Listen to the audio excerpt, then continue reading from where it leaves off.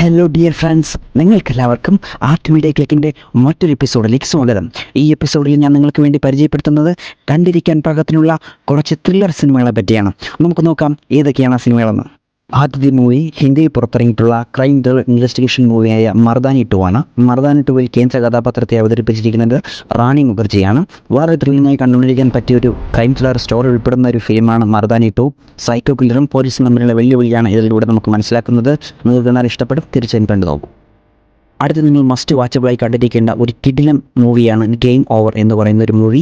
ഇരുട്ടിനെ പേടിയുള്ള നായികയും ഒരു വലിയ ബംഗ്ലാവിൽ നായികയും വേനക്കാരിയും മാത്രമായി താമസിക്കുകയും തുടർന്ന് അവിടെ നടക്കുന്ന വളരെ ത്രില്ലിംഗായിട്ടുള്ള എലമെൻസുകൾ നിറഞ്ഞൊരു മൂവിയാണ് ഗെയിം ഓവർ.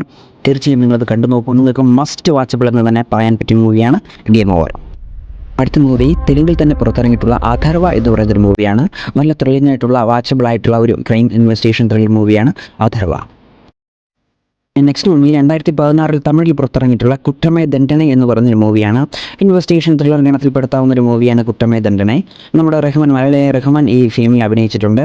നമുക്ക് ഓൺ ടൈം വാച്ചബിൾ ഒരു മൂവി തന്നെയാണ് കുറ്റമേ ദണ്ഡന.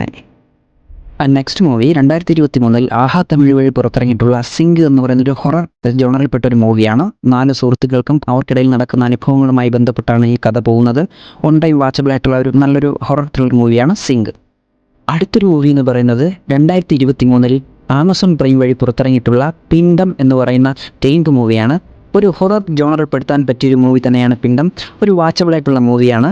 ഒരു നായകൻ അദ്ദേഹത്തിൻ്റെ കുടുംബവുമായി പുതിയ സ്ഥലത്ത് താമസത്തിന് വരികയും അവിടെ നടക്കുന്ന ചില സംഭവ വികാസങ്ങളുമാണ് ഈ മൂവിയിൽ പറയുന്നത്.